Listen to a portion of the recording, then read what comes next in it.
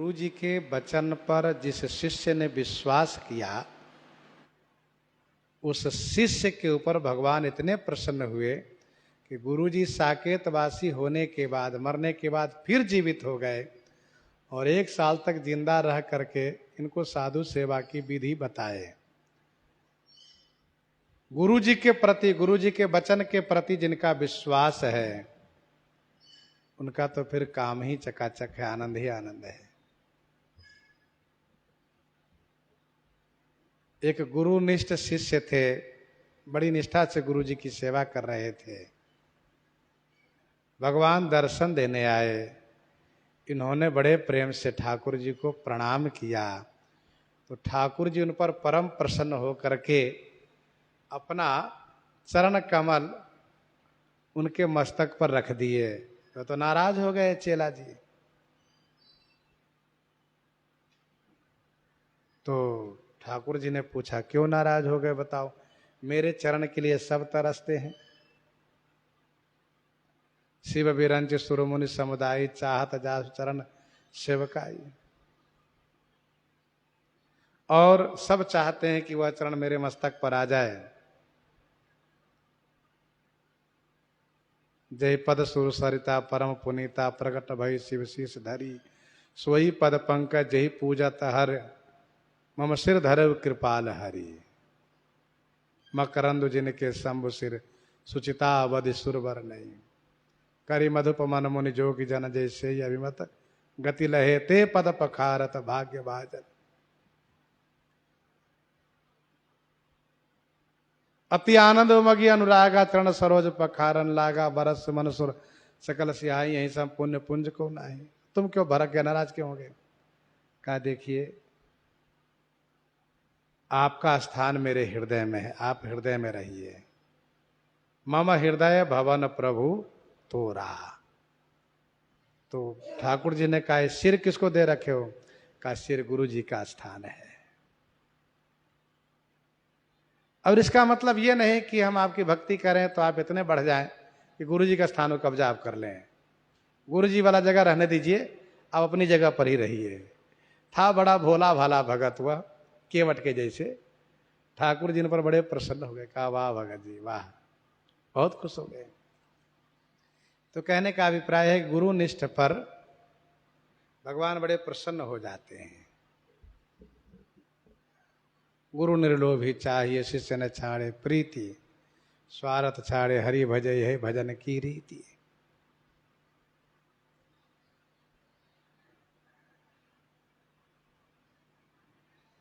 संदेह ग्रंथि खंडन निपुण, बानी बिमल रैदास की। संदेह ग्रंथि खंडन निपुण,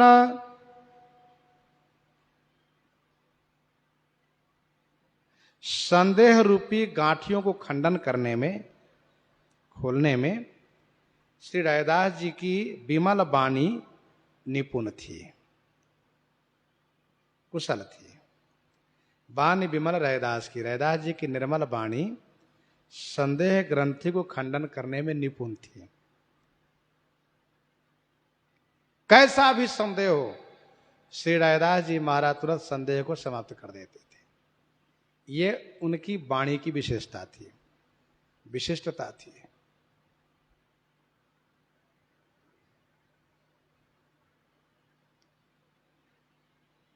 और गुरु जी के वचन में वो प्रभाव होना चाहिए। महामोह तम पुंज, जासु वचन रवि कर निकर। सदाचार श्रुति शास्त्र, वचन अविरुद्ध उचार्यो। सदाचार श्रुति शास्त्र, वचन अविरुद्ध उचार्यो। सदाचार के संदर्भ में वेद शास्त्र के अविरुद्ध वचन उच्चारण करते थे, अर्थात कहीं से विरोध न पड़े। सदाचार का पालन इस प्रकार से होना चाहिए। और वह जो श्री रैदास जी कहते थे, वह श्रुति शास्त्र वचन अविरुद्ध, वेद पुराण के शास्त्रों के वचन से अविरुद्ध होता था। शास्त्र सम्मत। जो वे कह दिए शास्त्र में देख लो वही लिखा है। नीर खीर विवरण परम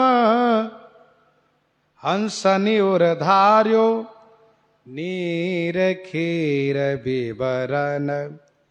नीर खीर विवरण, नीर खीर माने सत असत, अच्छा बुरा। तो क्षीर नीर विवरण गति हंसी, नीर पानी खीर दूध को अलग अलग करने में परम हंस के जैसा इनका विवेक था।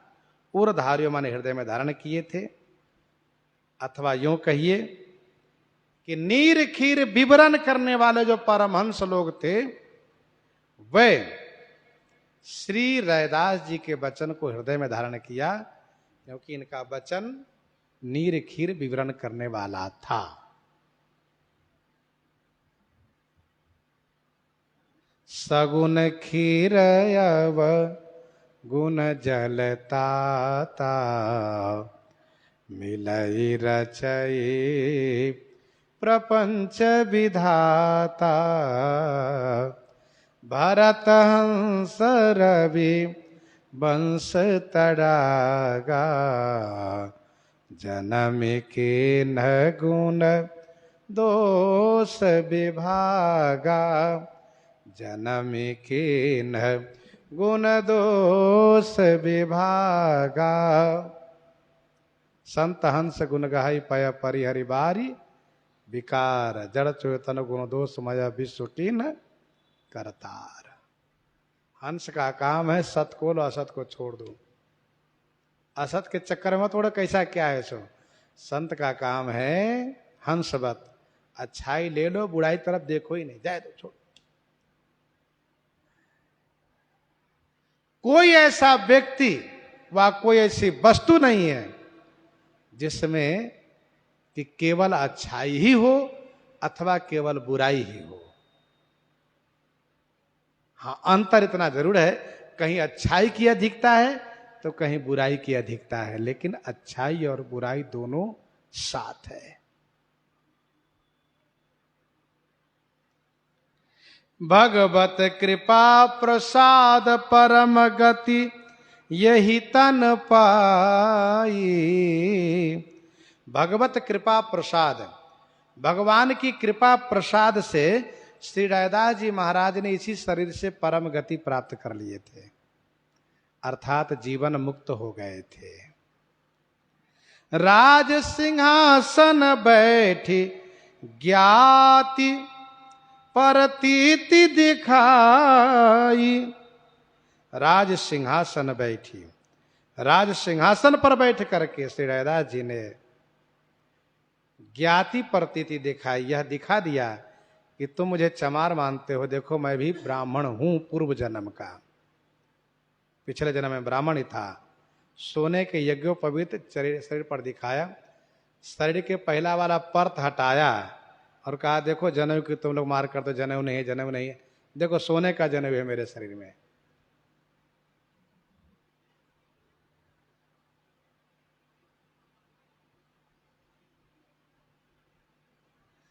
वर्णाश्रम अभिमान तजी, पद रज बंद ही जासुकी। वर्णाश्रम अभिमान तजी, चारों वर्ण के लोग, चारों आश्रम के लोग, ब्राह्मण क्षत्रिय वैश्य शूद्र, ब्रह्मचर्य गृहस्थ वानप्रस्थ सन्यास, ये वर्णाश्रम के लोग अभिमान को छोड़ करके पदरज बंद ही जासुकी, जिन श्री रैदास जी के चरण रज की वंदना करते थे। पदरज बंद ही जासुकी। संदेह ग्रंथि खंडन निपुण, बानी विमल रैदास की। श्री रैदास जी महाराज सब सुख पावे जासुते, सो हरि जू के दास। को दुख पावे जासुते, सो न दास रैदास। जो सब कोई जिनसे सुख पावे वही हरिदास है, जिनसे कोई दुख पावे वो हरिदास है ही नहीं, ऐसा रैदास जी मानते थे।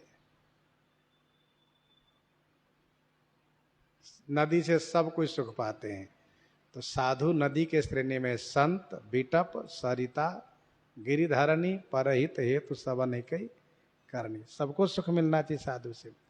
साधु के मतलब यह है कि किसी से दुश्मनी विरोध न रखे, सबके कल्याण की भावना करे। बिसरे गृह सपने सुधि नाही, जिमि परद्रोह संत मन माही। संत मन में परद्रोह को ऐसे भुला देते हैं जैसे कि भगवान श्री राम जी के सैनिक अयोध्या जी में अपना घर भुला गए।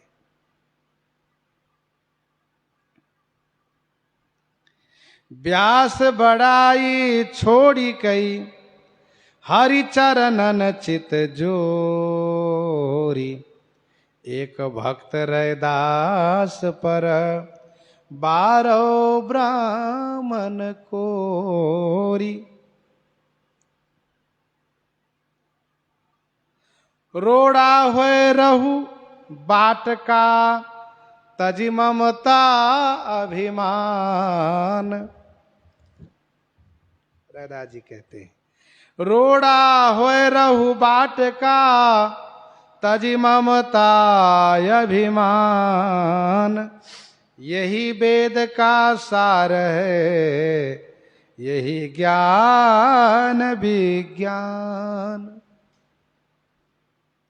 भक्ति मार्ग में जितनी अधिक दैन्यता होगी, भगवान की कृपा का लाभ उतना ही अधिक वे प्राप्त करेंगे, उनको प्राप्त होगा। रामानंद जू को शिष्य ब्रह्मचारी, रहे एक गहे वृत्ति चुटकी की। कहे तासु बानियो, रामानंद जू के शिष्य। आदि जगत गुरु भगवान श्री रामानंदाचार्य जी के शिष्य एक ब्रह्मचारी थे। गहे वृत्ति चुटकी की, चुटकी वृत्ति उनकी थी, अर्थात गुरु जी का आदेश था बच्चा घर घर से भिक्षा ले आओ और ला करके प्रसाद बनाओ। वे झोली लेकर जाते थे घर घर में और एक चुटकी यानी एक मुट्ठी लेते थे, बहुत स्वल्प लेना थोड़ा। एक होता सीधा लेना, एक होता चुटकी लेना। चुटकी यानी एक मुट्ठी अन्न दे दिया। सीधा का मतलब दाल भी हो, चावल भी हो, आटा भी हो, नमक भी हो, मिर्चा भी हो, तेल मसाला भी हो, सब। और लोग कहते नहीं नहीं आलू भी होना चाहिए। कुछ लोग कहते हैं आलू के साथ हरी सब्जी भी हो, तब ना सीधा माना जाएगा। पूरा सीधा का मतलब पूरा सीधा सामान हो भोजन का। और चुटकी का मतलब एक मुट्ठी अन्न, आटा है चावल जो कुछ दे दिया। नित्य जाते थे लाने के लिए।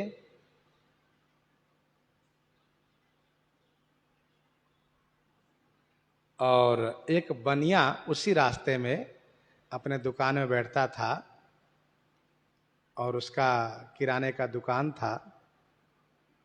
तो वह इनसे रोज कहता था, ब्रह्मचारी जी राम राम। अच्छा राम राम जी। अरे ब्रह्मचारी जी कभी इधर भी कृपा कर दीजिए, इधरों से कुछ ले लीजिए कभी कभी। लेकिन ध्यान रहे मैं थोड़ा नहीं दूंगा, मैं ज्यादा दूंगा, एक चुटकी मैं नहीं दूंगा। तो ब्रह्मचारी जी कह दे कि मैं एक चुटकी के अलावा अधिक लूंगा ही नहीं, इसलिए मैं तुम्हारे नहीं लूंगा। रोज जाते थे। करो अंगीकार सीधो, कही 10-20 बार। बरसे प्रबल धार, तामे वापी आनिए। करो अंगीकार, महाराज सीधा समान अंगीकार कर लीजिए। इस प्रकार से बनिया ने 10-20 बार कहा। 10-20 बार मैंने बहुत बार कहा। अच्छा बनिया था बड़ा कंजूस, स्वयं नहीं दे सकता था, उसके पीछे एक राज था। उसी गांव का एक चमार था, बहुत धनवान था, लेकिन ना वैष्णव था ना भक्त था। और वह निसंतान था, तो किसी संत ने उनसे कहा कि तुम्हारे सीधा समान यदि श्री स्वामी रामानंदाचार्य भगवान स्वीकार कर लेंगे तो तुम्हें पुत्र अवश्य प्राप्त होगा। उसने सोचा कि मेरे हाथ से तो लेंगे नहीं बाबा जी, तो उसने इस दुकानदार को कहा कि मेरी ओर से सीधा सामान वहां तक पहुंचा दोगे आप तो उसके मूल्य तो दूंगा ही, ऊपर से पुरस्कार बहुत दूंगा। तो बनिया तभी से पीछे पड़ गया ब्रह्मचारी जी के कि आप यहां से कुछ ले लीजिए।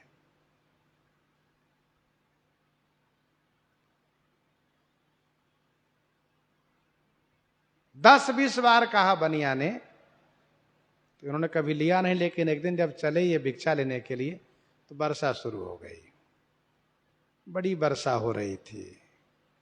तो संजोग से ये ब्रह्मचारी जी उसी दुकानदार के दुकान के छज्जी में खड़े हो गए बाहर। तो दुकानदार कह रहा, ब्रह्मचारी जी राम राम, अरे वर्षा हो रही, आज यहीं से ले लीजिए। नहीं नहीं, मैं जाकर ले आऊंगा। वर्षा होती रह गई, वर्षा बंदे न हो। तब उसने बार बार उन्हें विनय किया कि महाराज ले लो ना यहीं से, आज यहीं से ले जाइए। तो बहुत कहा तो ब्रह्मचारी जी ने कहा ठीक है लाओ दे दो, परिस्थिति ऐसी बन गई है। तामे वापी आनिए, वापी मान उन्हीं से ले लिए। प्रसाद बना, स्वामी जी ठाकुर जी को भोग लगाए, भगवान भोग स्वीकार नहीं कर रहे हैं, क्या बात है। भोग को लगावे प्रभु ध्यान नहीं आवे, अरे कैसे करी ल्याए जाई पूछी नीच मानिए। स्वामी जी ने भोग लगाया, भगवान ध्यान में आए नहीं। भोग को लगावे प्रभु ध्यान नहीं आए, तो स्वामी जी ने वहीं से उच्च स्वर में बोला, हे ब्रह्मचारी इधर आओ। बेचारा कांप गया, क्या बात है गुरु जी, तुम कहां से भिक्षा लाए हो आज। गुरु जी अमुक जो दुकानदार है उसने दिया, बहुत बार कहा था लेकिन आज वर्षा बंद नहीं हो रही थी तो उनके कहने से वहीं से ले आया हूं। स्वामी जी ने कहा बनिया वैश्य है, उसके अन्न तो निषिद्ध है नहीं, फिर क्यों इसी बात, क्या बात हुई। कहा जाए उससे पूछो, जाकर उससे पूछो कि अपना अन्न दिया है किसी और का दिया है। जाकर के पूछा तो पता चला ऐसी बात है।